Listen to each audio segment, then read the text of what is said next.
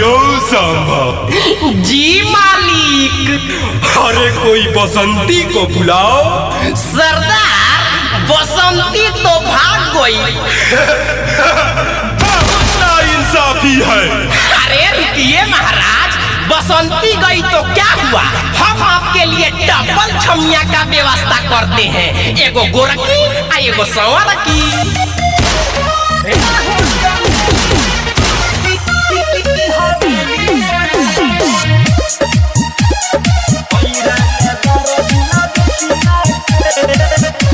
Music by गौरव रोशन। आप सुन रहे हैं अमित पटेल की आवाज में। 16 बरिस के जवानी आई बम्ब, छुइया जो देखा तानी खावा नाम दम्ब। अच्छा 16 बरिस के जवानी आई बम्ब, छुइया जो देखा तानी खावा नाम दम्ब। सुनो, बुझो नयसन वैसन तोहके टांग ले जाई से तिया के।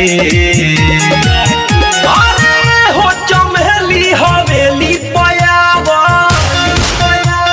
हई रंगदार जिला बेतिया के।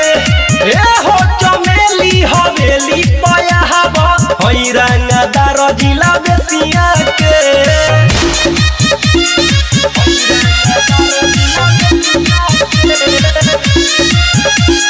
DJ Vikas Riga Sitamarhi presented by Lovely Film production.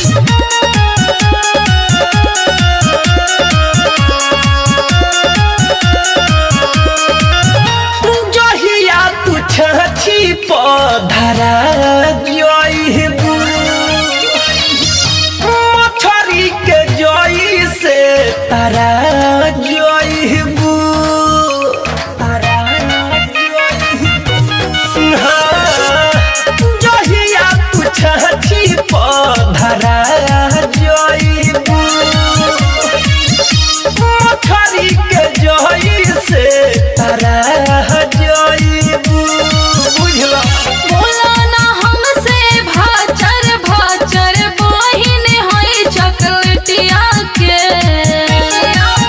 अरे हो चमेली हवेली पयावा, हई रंगदार जिला बेतिया के। ए हो चमेली हवेली पयावा, हई रंगदार जिला बेतिया के। हई रंगदार जिला बेतिया के। म्यूजिक बाय गौरव रोशन। आप सुन रहे हैं अमित पटेल की आवाज में। कौनो भी थाना पुलिस केस के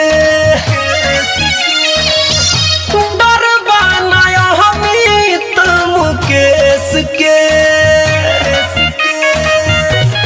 हाँ, हाँ, कौनो भी थाना पुलिस केस के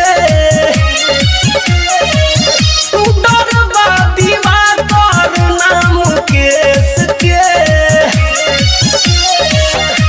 संदीप पोहरा दीप मुकेश के।